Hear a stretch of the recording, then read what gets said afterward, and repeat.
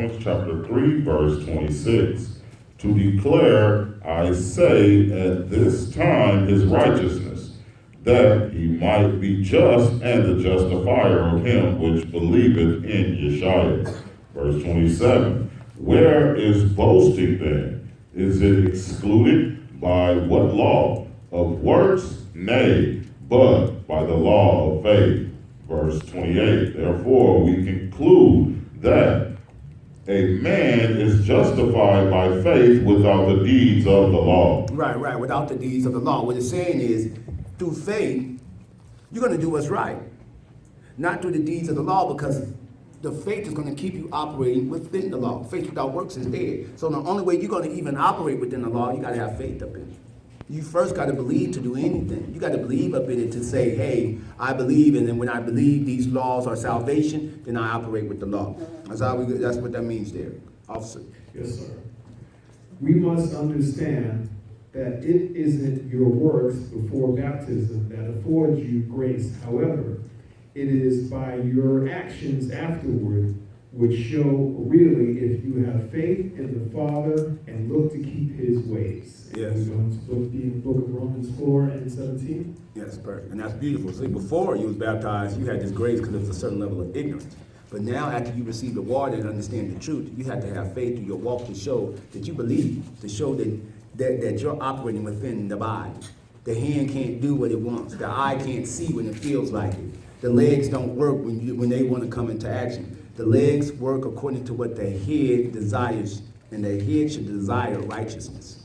All right, Romans 4 and 17, quiet now whenever you're ready. The book of Romans chapter 4, verse 17. As it is written, I have made thee a father of many nations, before him whom he believed, even the Most High, who quicketh the dead, and calleth those things which be not, as though they were. Verse 18. Who, against hope, believed in hope, that he might become the father of many nations, according to that which was spoken, so shall thy seed be. So shall thy seed be. Go ahead. Verse 19. And being not weak in faith, he considered not his own body now dead, when he was about 100 years old, neither yet the deadness of Sarah's womb. So Abraham is saying here, how as a man that's dead physically when it comes to having children at 99, at 100 years old, he's like, I'm past that age of being able to bear seed.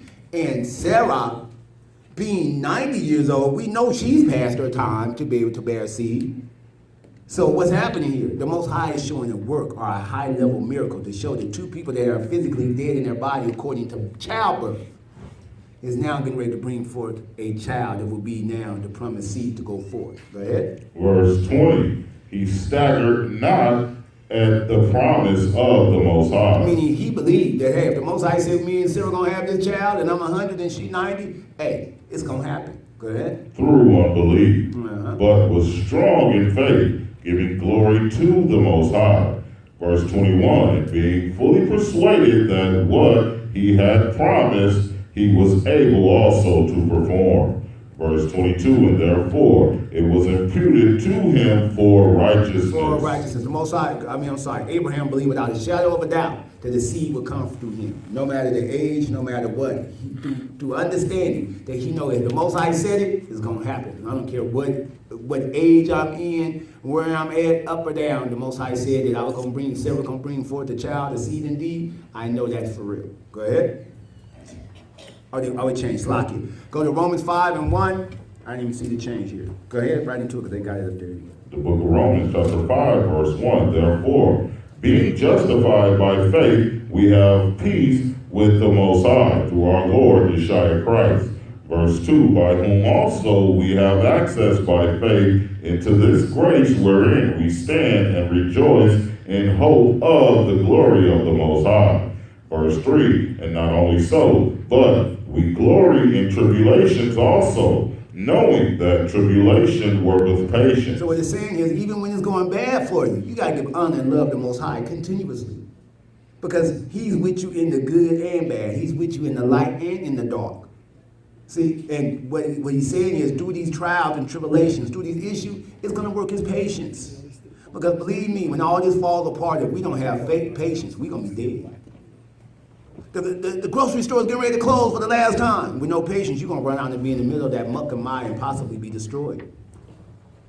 See, that's why the Most High is saying, nah, my people who got faith is going to store food and water up so they don't have to be in all that madness when everything's shut down. Right?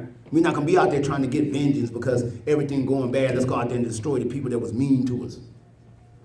Let's be in a fray. Nah. We're going to be at home and we're going to be praying. We're going to be like Moses and them on the day of Pentecost. The day of Passover. In the house with our staff and girded, eating the last little food we got left. So when the Most High say, come out of her, my people, we ready and let's go. Boom, we out. While everybody running in circles and killing each other and acting foolishly, we're going to be organized together. We're going to have a system in place to where we can escape out of this, what we call Babylon, and bring survival. And then even after that, we're going to be in a position to where we're going to bring forth the gospel to all four corners. See, so just because America's falling and you come out of her, your job ain't done. Now the job is going to get for real. Now go out throughout the corners of the earth spreading this gospel. Now the work starts. So if you're tired now, you better take a nap, take some vitamins, because we ain't even started the journey, brothers and sisters. Go into this book and read. The journey ain't here. This is the vacation. This is where you need to be working out, eating good, keeping yourself healthy, so when it all falls apart, let's get on this major journey of now bringing salvation to the world. See, this is the cream part of things. So if we having odds and falling out with each other now, in the wilderness, it's not going to be so. You're going to get purged out the group or away because we're not going to let you come. Now, the Most High has delivered us out of Babylon. You think you coming in yelling Jesus or coming in with some kind of other doctrine? We're not dealing with you.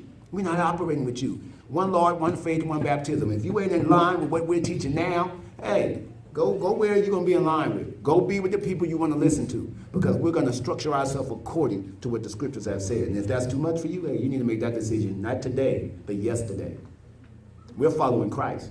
So if we can't get it right together when everything, we got all the power, all the water, all the food, everybody got on everything they need to be who they need to be. Now, what happens when there's less? What happens when we really have to share? Where, I'm going to wear my coat for 15 minutes and then Officer Kirk get 15 minutes in it. And I get, we're going to have to share on those levels. People that you think you don't like, you're going to have to share with because they're going to help you and you're going to have to help them. The strong is going to bear the infirmities of the weak. And sometimes somebody is going to be weak. You might not like it. You still have to bear their infirmity. Because when your infirmity come up, you're going to expect somebody to bear you. Some of us got more kids than we got arms. Who going to carry out other babies? Who going to protect them? Because in the wilderness, whatever you put down, you ain't going to find. I used to have this snake fetish. Me and Sister Tanya used to look at these giant snakes that's in the jungle. They have snakes that can reach from this pulpit all the way to the back door. And they can lay dormant for months at a time, don't eat. And as soon as you walk by, where the baby? What do you mean? I thought you had her. In the wilderness, brothers and sisters. Listen, this is the love part. Get it together. Where we at here? Verse 4. Come on. And patience, experience, and experience, hope. So with this patience, with experience, and experience, hope, we're going to work all these attributes to survive in the wilderness. Go ahead. Verse 5. And hope maketh not ashamed, because the love of the Most High is shed abroad in our hearts, holy, Salakia, by the Holy Spirit, which is given unto us. See, and because the law of the Most High is shed abroad in our hearts. I'm going to write the law in that inner part. See, that love should be law. Because the love of God is that we keep his what? Commandments, the law. Love is law. So that love there should be law, because the law of God shed abroad in our hearts. Meaning I love the law so much, I'm going to love my brothers and sisters the way Christ loved me. And that's how we're going to function to survive. Simple. It's not hard. All right, officer. Tribulations will come, but how we endure those times through our actions is what matters. Is what matters. Tribulations will come. It's going to be how we act in the time of tribulation. Are we going to love each other? Are we going to share with each other? I got my last piece of chicken. Now I got to break off a piece of chicken and give it to Brother Kirk. Do I love Brother Kirk to give him that? I sure do. Because why? Tomorrow Brother Kirk might have to carry me. Tomorrow, Brother Kurt might have to carry some of my equipment that I can survive. Yeah. See? And if I deny him that piece, nah, I'm gonna eat the whole piece of chicken. So then now, hey, Brother Kurt, I'm gonna need some help over here. Nah, we didn't get no chicken last night. My stomach hurt, I can't help it. See? I'll help on that. Right. I don't know. You don't give me a piece of that chicken. I don't know. I'm like, ugh. You had chicken last night. I didn't see none of that. That's why we got to get over this nonsense. Listen, brothers and sisters, it's a military force out there with technology that's beyond your imagination that they're gonna let it all out. And then we teach you with the old technology. yeah. From 2 wars ago. Right. Hold on, they gonna hit you with the wall. You know how far back you gotta go to get the wall? Right. You gotta go to Masada. They gonna use the same magnets they used over 2,000 years ago to kill you again. And if it worked when you was an Israelite and you knew it, imagine how well it's gonna work now. Right. You don't know nothing. Y'all gonna be, most people in the world gonna be destroying and eating each other. So if we ain't getting it together now, listen, we can't stress this enough. I love the higher knowledge, but if you can't get love the brother together, why am I teaching anything higher than that? For what? What's it gonna get you? If you don't love your brother, knowing this and that and who and he, I ain't gonna get you nowhere. Right, because you ain't gonna make it no matter what. Because if it ain't the love of the brother, who is it? See, that's the whole point. We have to make sure that we got the tenets, the small stuff. We don't need to go into the higher knowledge. We need to keep the basics together, because it's the basics that always saved you. It's the small things that kept you together. It was never the big extravagant things. Yeah, Christ could have came in a big way. Christ could have came in a giant UFO and walked out and made everybody convert just through the way his arrival was. And he could have told the Roman government at any given time, I can take this all out. Everybody would have came to Christ because he had a position of power. But he didn't. He made you love him, and he stayed low-key and humble. And was not attractive. I mean, you're going to love me for the truth, not because of what I can do, or not because of the glory that I possess. You're going to love me for the little small parts. That's why Christ was unattractive, short, with no skills but knowledge.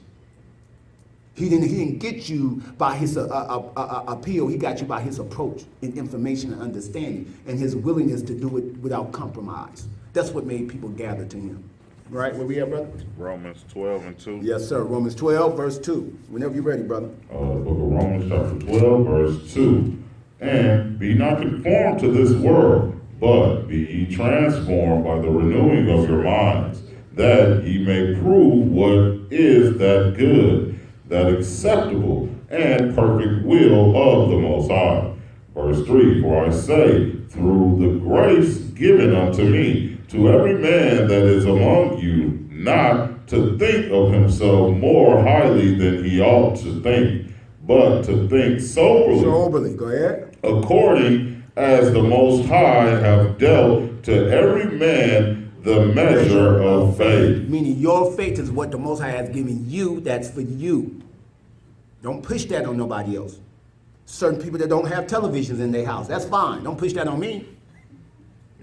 Because I'm not weakened by it. The information I have, TV don't weaken me. I take it for exactly what it is, just to be entertained by it. But if the Most High took it tomorrow, I'm not at no loss. Because I don't put it in no valuable place. So I can operate with it within righteousness and continue forward. But if your grace or faith ain't at that level, yeah, maybe you do need to pull back on those things. And not just TV, but phones, sometimes families, friends. Some of these prescription drugs that the doctors give us, we really need to push back on that madness. See? So we can't bring what we feel about our walk and put it on another brother and sister. That's not how their faith was dealt to them. Each person have their faith to their level that's perfect for them, for their salvation. I can't put my opinion on you and say you evil or wicked because you're not doing it the way I say. That's why we got this saying. What scripture is that, brother? What commandment is that? Yeah, we shouldn't look at TV. Well, show me that commandment. I'll throw my TV away. Sell it right now. Take it to the pawn shop. See? It's not what goes into you defile you. You're not looking at TV that's going to defile you. It's if you act on what you see in TV and function with that spirit. Now you're defiled. This is how TV defile you. Ain't coming. The Lakers play today. You're defiled at that particular point because you're going to take a sport event to miss the Sabbath. That's how this works. Not according to the way you walk and everybody should walk the way you think you should walk. That's not how the Most High set this up. Officer.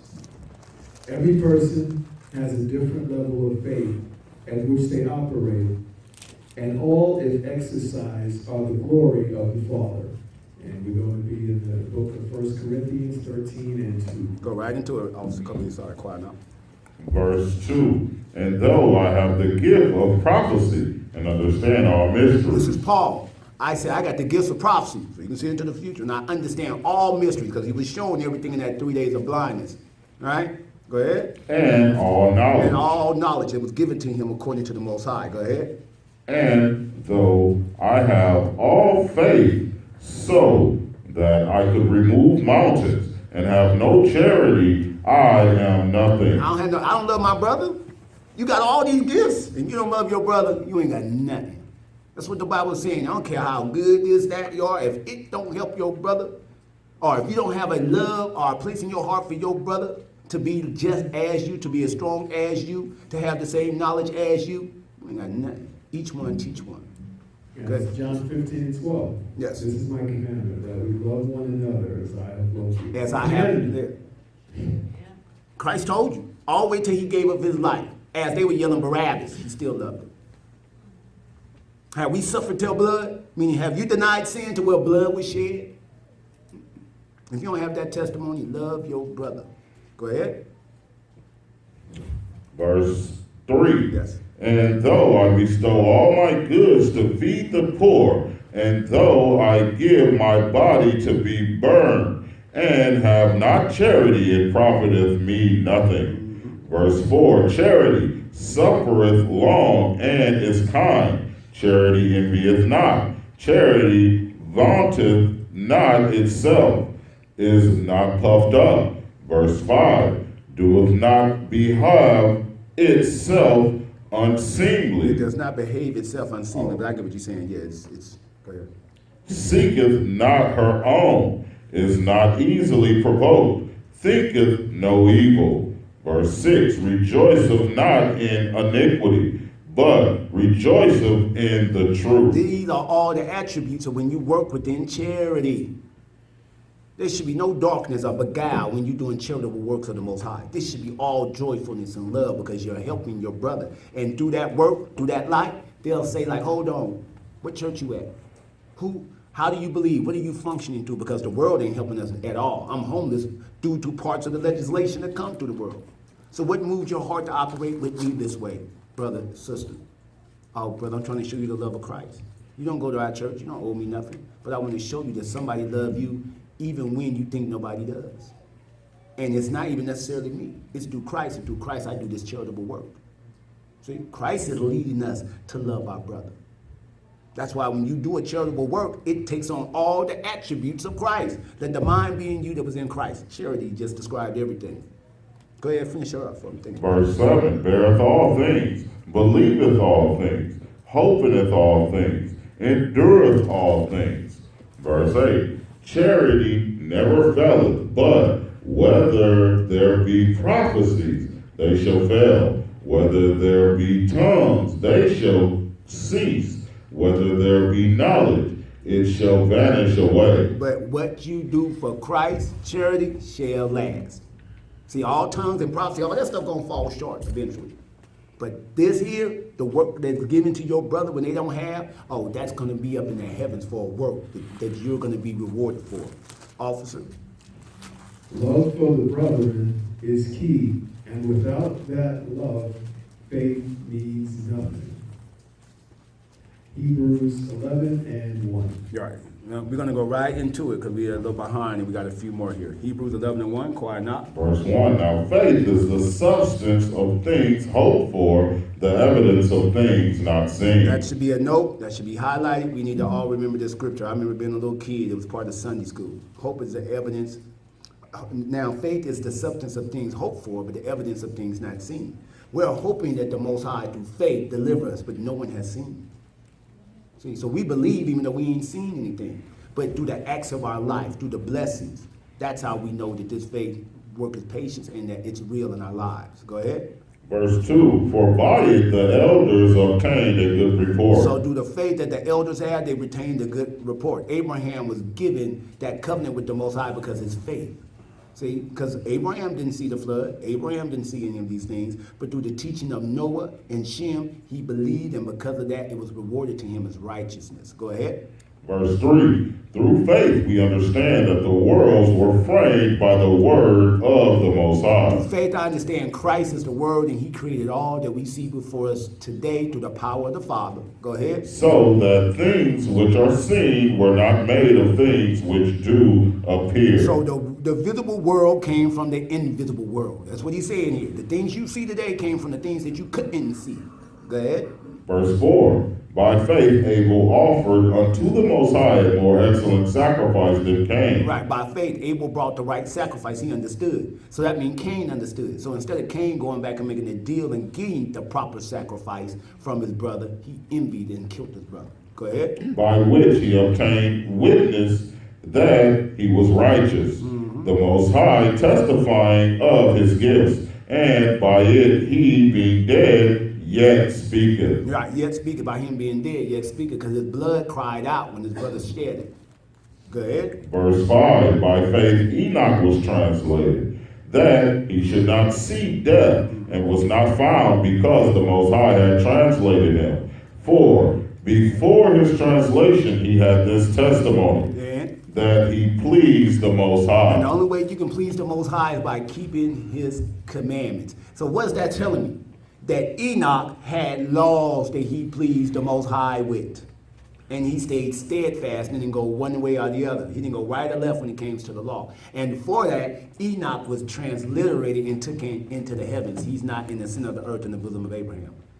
Enoch is one of the elders that stand before the throne, because Enoch is going to judge the angels. The 12 disciples are going to judge the 12 tribes. Christ is going to gather everybody before the Father. Every knee going to bow and every tongue going to confess. And Christ is going to deliver the righteous to the Father, and the unrighteous is going to be cast into the lake of fire. That's how this system goes. It's just that simple. Christ has laid it out for us in detail. Go ahead. Verse 6, but without faith it is impossible to please him. For he that cometh to the Most High must believe that he is. Right, go ahead. Anybody that thinks they love God, you got to believe that he is. You can't think that, oh, it might be a God.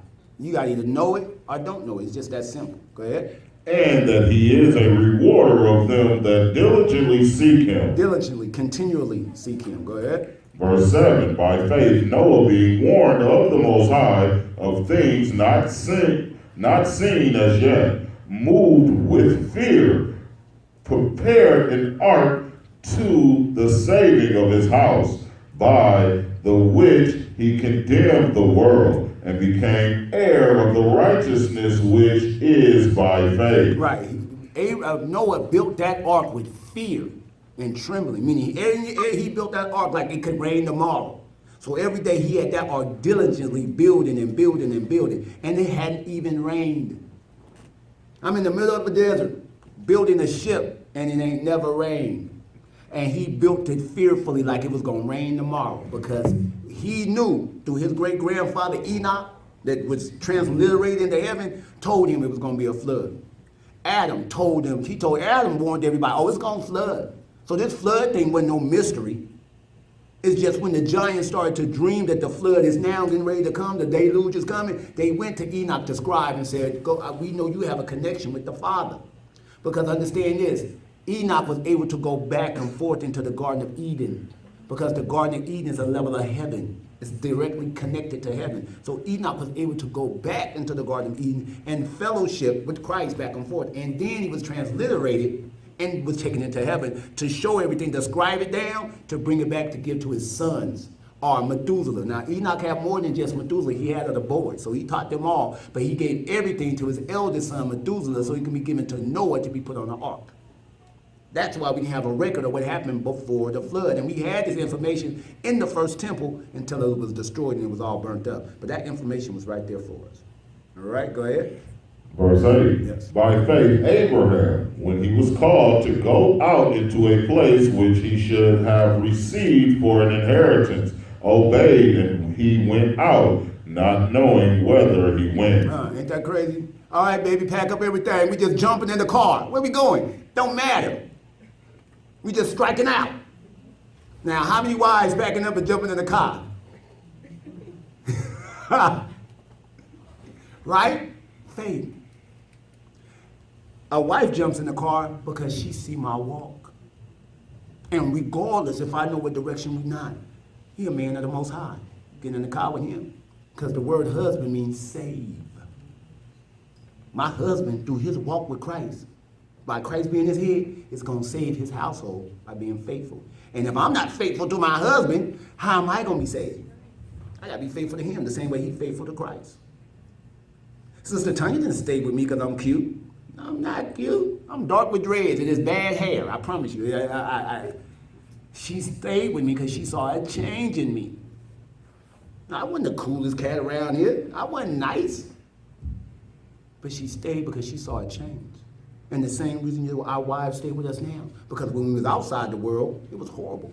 But when we got into the truth and she saw a change in me, she like, hey, whatever, I'll strive it out with him. Because I see he's not working every day to be the same Gregory. He's every day reading and studying and trying to fast and become a better person. Even before she was in the truth, she saw that, hey, he's trying to make a conscious change. And eventually through my change, my transition going through, she started to go to her transition and come into the knowledge of the truth. Because the saved husband saves who? The unsaved wife. And the saved wife saves who? The unsaved husband. That's how this works. And when you manifest in your own life, you know it's true because I lived it.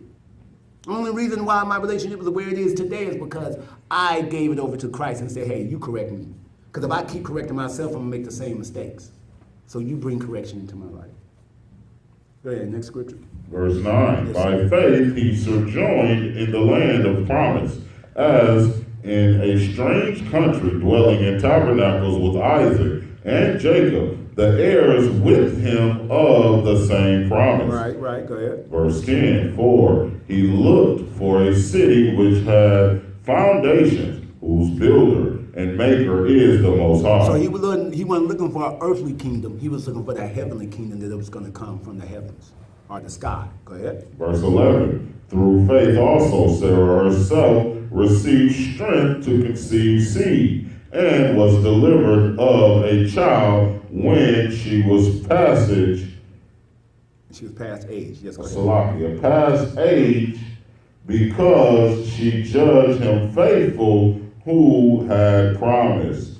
Verse 12, therefore sprang there even of one, and him as good as dead, so many as the stars of the sky in multitude, and as the sand which is by the seashore innumerable. Ain't that funny? Abraham went through his entire life not having children outside Ishmael. And before it was all said and done, Abraham is now everybody's father. Ishmael, who's their father? Abraham. He's our father. See, even Esau, that's their father. See, and on top of that, check this out. After Sarah had Isaac and she died, you know Abraham remarried and had more children, even in his hundreds. So that's a warning for us, brothers. Careful, you have a baby, you be 60 to 80 years old with a baby in your arms. I know, huh? So it just goes to show you the power within the children of Israel. That when the Most High say so, there's no barrier, there's no stopping us. If he promised us something and we have faith, no matter what situation it is, it's going to happen. Go ahead. Verse 13. Yes. These all died in faith, not having received the promises, but having seen them afar off. Now understand, all of these people that died in faith, believing that we was going to eventually receive the promise of Abraham. Now all our forefathers and patriarchs have died, and they didn't receive the promise. But they knew it was going to happen regardless, seeing it afar off. They believed even though they knew they weren't going to partake in it. Go ahead. And were persuaded of them, and embraced them, and confessed that they were strangers and pilgrims on the earth. Right. We the strangers and pilgrims on this earth. We the aliens. This is not our home. We're only here for a time. This is a passage for our greater kingdom to come. So we're pilgrims on this earth. We're strangers. This ain't our home. Right? Let's go to 1 John 5:1. Go right into it, quiet now, baby. This is the book of 1 John, chapter 5, verse 1. Whosoever believeth that Yeshua is the Christ is born of the Most High, and everyone that loveth him that begot loveth him also that is begotten of him. Verse 2, by this we know that we love the children of the Most High, when we love the Most High and keep his commandments. See, I love it. By this we know that we love the children of the Most High when we love the Most High and keep his commandments. The only way we can love the Most High is through his commandments. That's the only way that you can show him. There's no money. There's no particular way you can dress or sing or song, whatever. All that madness. If you ain't keeping the law, I don't care how great that song was. I don't care how many people run around your church and speak in tongues. If it ain't with the law behind it, it means nothing. It's just fodder. It's just wasteful spending. Yeah, we just read that 1 John 5:3. Faith is dead without work. And work is dead without the faith. So if you all in church and y'all spend hours getting a choir together and sing a song that's beautiful, if everybody in the choir breaking the law, including the person that's singing it, so that song ain't putting nothing away with Christ for you later on. Matter of fact, it's the opposite because you continue to lead God's people astray. Next verse. Verse 3, for this is the love of the Most High, that we keep his commandments, and his commandments are not grievous. They're not hard. Now, one of the commandments are hard. If you got a commandment that's too hard, hey, meet me in the back, we'll talk about it. We got to. Which one you don't want to do so I can operate with you? But you don't understand covenant to it? You understand adultery, fornication, murder, death, lying, worshiping other gods? Which one you think is unrighteous? Let's go through this, because we need to get to the bottom of this. Because if you're not here, then you're not trying to keep the commandments of the Most High. What are you here for? You're wasting everybody's time. That seat can be utilized by somebody else. Because if the commandments ain't the basis and foundation of how we believe, they're here for the holy days.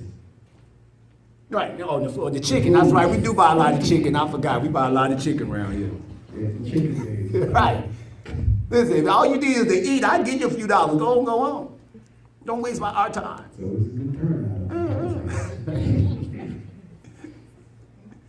So where are they now? Right, where are they now? Want my chicken back. You just gonna call them chicken days. Right. Man, Chicken and cookies. it's simple. They're not grievous. They're not hard. I want to keep the commandments. I don't want to steal from this brother. Right. I'm not dealing with this man's significant other.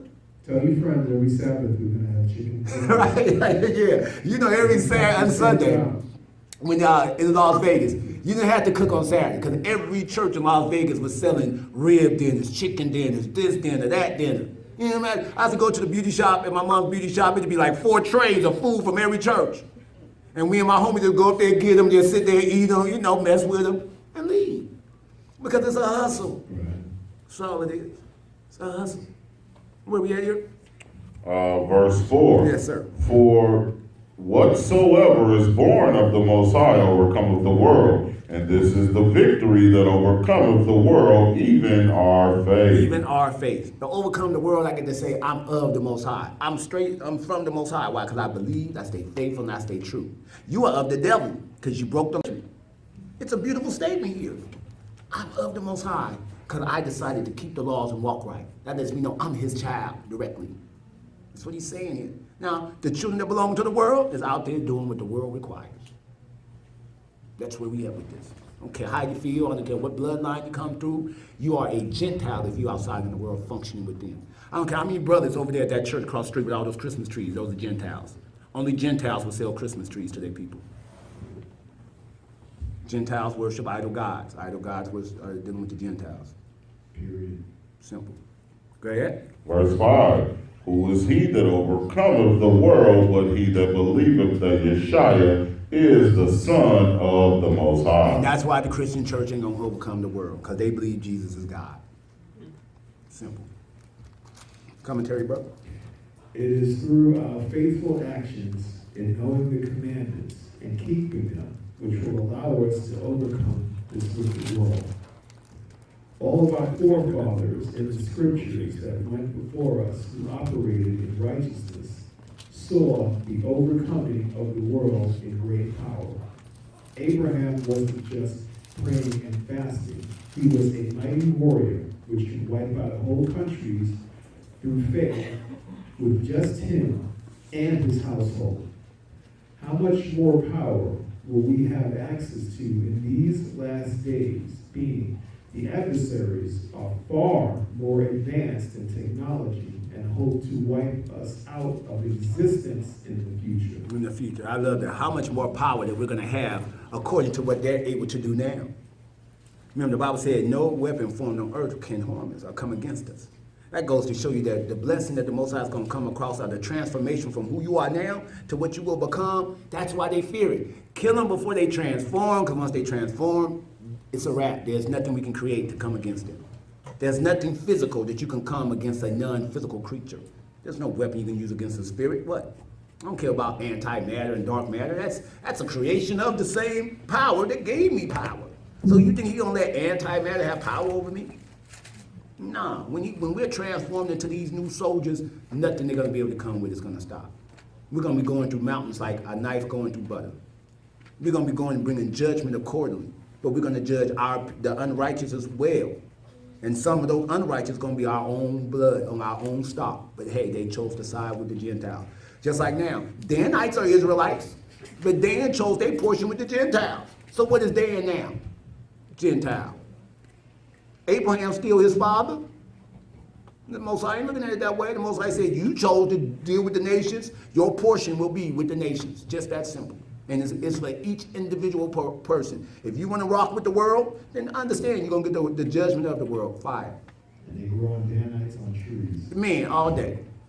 All day. And then on top of that, Dan became the priest to the Gentiles, taught them how to do the wickedness and different things like that. They just didn't stay regular Danites. They became the priesthood to the Gentiles and showed them how to do wicked things on a high level. Danite 2K. Right. And then became an adder in the roadway. Showed them how to, the Bible said they became an adder and bit the horse so they can buck off the rider. Meaning they gave information to the Gentiles to be able to come and attack us and take us down because they had an inside track because they were one of the brothers. All right, Zechariah 2 and what? All right, whenever you're ready, quiet now. The book of Zechariah, chapter 2, verse 1. I lift up my eyes again and looked, and behold, a man with a measuring line in his hand. Verse 2, then said I, Whither goest thou? And he said unto me, to measure Jerusalem, to see what is the breadth thereof, and what is the length thereof. Right, how wide and how long is Israel? Go ahead. Verse 3, and behold, the angel that talked with me went forth, and another angel went out to meet me, Salakia, to meet him. Verse 4, and said unto him, Run, speak to this young man, saying, Jerusalem shall be inhabited as towns without walls for the multitude of men and cattle therein. Cattle therein. So one day, Israel will be in the wilderness with cities without walls, with cattle, with subsistence, living on their own. Go ahead. Verse 5, For I, saith the Most High, will be unto her a wall of fire round about. It's going to be what to who? Unto her. Israel's a woman in the eyes of the Father. We're the bridegroom. We're the bride for the bride of Christ, for the bridegroom, which is Christ. For her, roundabout. Go ahead. Fire roundabout. And will be the glory in the midst of her. I will be the ark of the covenant in the midst of her. Because when that ark of the covenant come out, the angels are going to come and make a wall of fire around you. Now, it's going to be invisible. But through prayer, some of the people within us, like the elders and different things, will see that protective wall. That's why during the last days, none of the plagues, none of the monsters, none of the nations are going to come around us because they know that there's a protective hedge, there's a ring around these people that we can't penetrate. So then they're going to gather themselves and stop fighting against themselves and gather and come and try to take us spoil. But the Most High is telling us, when y'all in this wilderness and y'all bring out the Ark of the Covenant and will be in the midst of you, you will be protected by a wall of fire and nothing will be able to come against you. See? That's how the Most High is going to be in with us. Because no man has seen the Father, and at this time, the Father's not coming. But what are we going to have that's connected directly to the Father? The Ark of the Covenant. That's what we get back in the underworld villages at that particular time in history. Go right ahead, quiet now. And Cavalier, before I said, you turned over it? Don't worry about it. Yeah, I read that. Okay, yes, you sure. I'm sorry, Salaki. Commentate. Yes, sir. Those that truly believe and have works with the Father will be protected in those last days. If we are blessed to see those times spoken of in Zechariah, We will need our faith to be on point because Satan will try to stir up many against us with all the technology at his disposal. They are not making antimatter weapons for nothing. Antimatter is code for spiritual matter amongst the so-called scientists inventing this stuff, which will help from the spiritual realm, with help from the spiritual realm. Right. Satan is trying to show them a certain level of power that they think is going to have an effect. Satan knows that dark matter is not going to come and deal with the children of Israel like in the way he's trying to describe it to them. The angels swim and live in dark matter. The dark matter is the black stuff that you see in the background behind the stars. All that black stuff, they know that's matter. You have matter that's light, which we are, and then you have matter that's darkness, dark matter.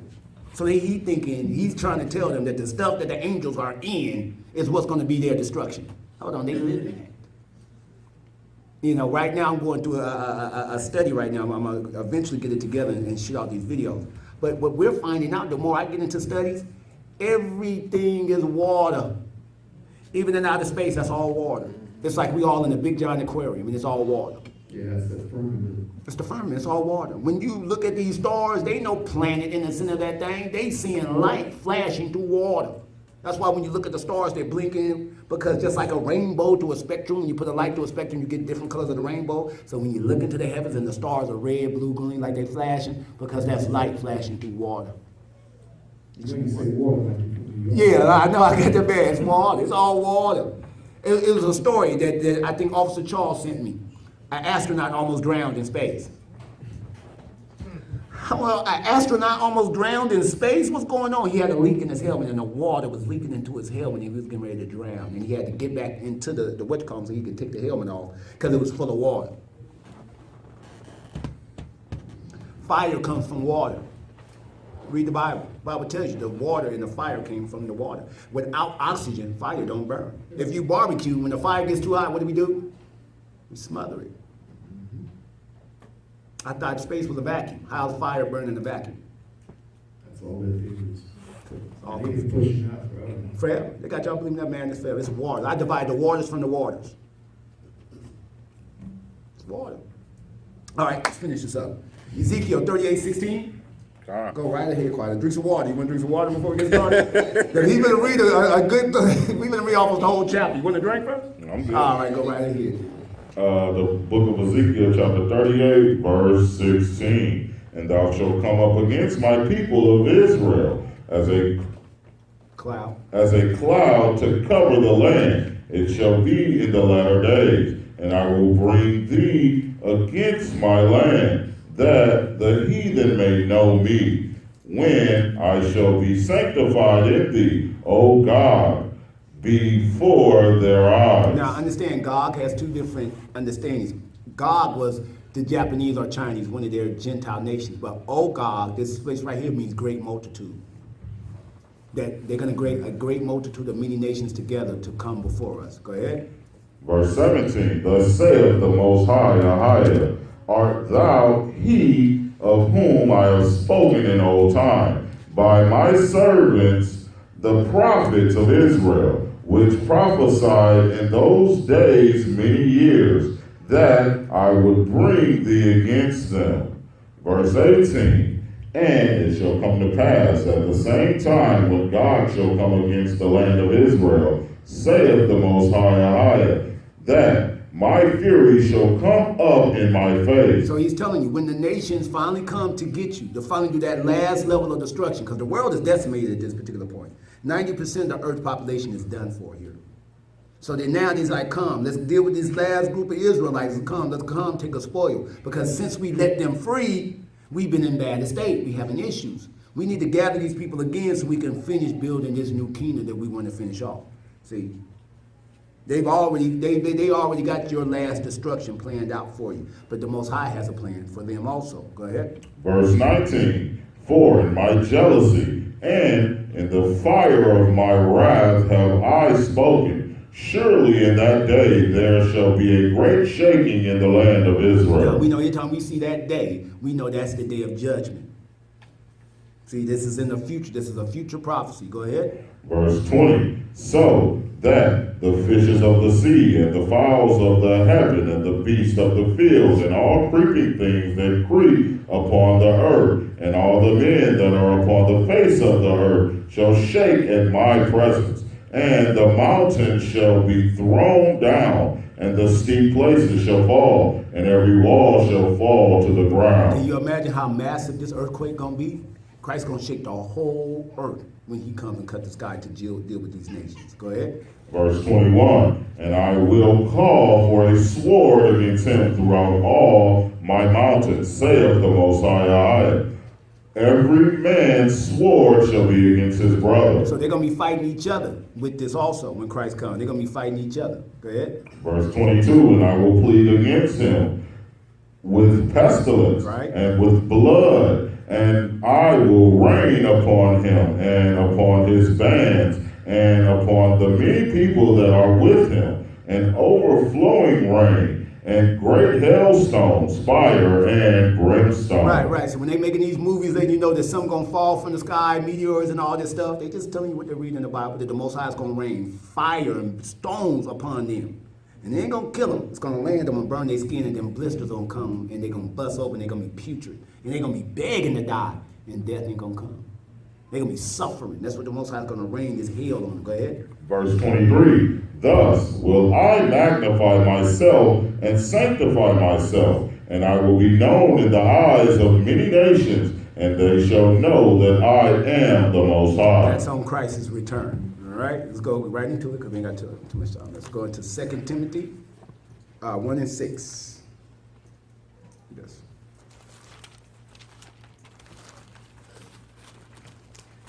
Go right in. This is the book of 2 Timothy, chapter 1, verse 6. Yes, sir. Wherefore I put thee in remembrance that thou stir up the gift of the Most High, which is in thee by the putting on of my hands.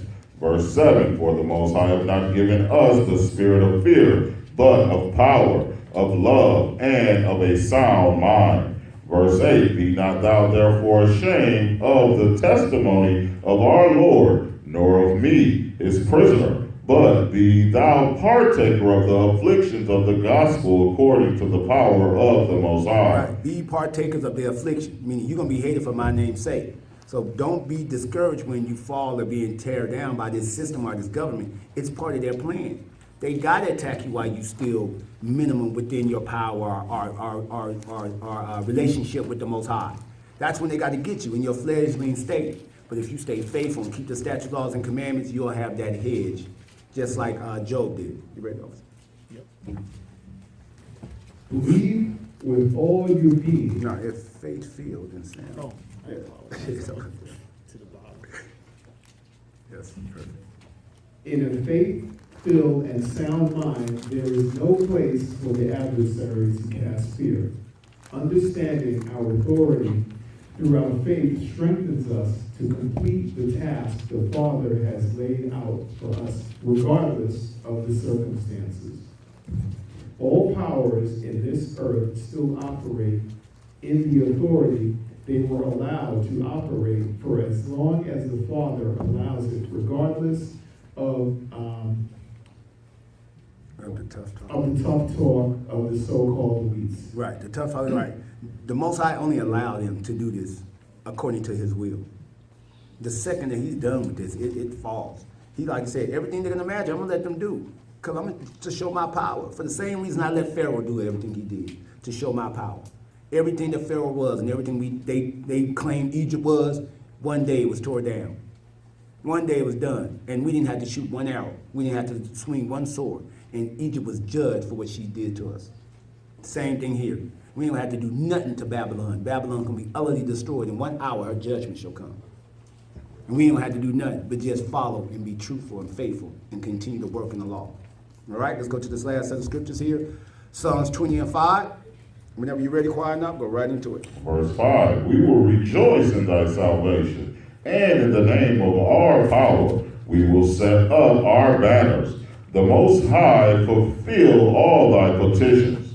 Verse 6, now know I that the Most High saveth his anointed. He will hear him from his holy heaven with the saving strength of his right hand. Verse 7, some trust in chariots and some in horses, but we will remember the name of our Lord, our power. So we will remember the name of the Lord, our power. Verse 8, they are brought down and fallen, but we are risen and stand upright. Verse 9, save the Most High. Let the King hear us when we call. Believe with all your being in the strength we have with the Father through Christ, and call upon his name in times of trouble, and he will deliver you. Let faith rule your minds, and not lose hope in a world of hopelessness. Endure until the end, and the King will hear when you call upon his name. Shalom. Shalom. That's our lesson for today. All right. This is Tanya announcements. It'll be a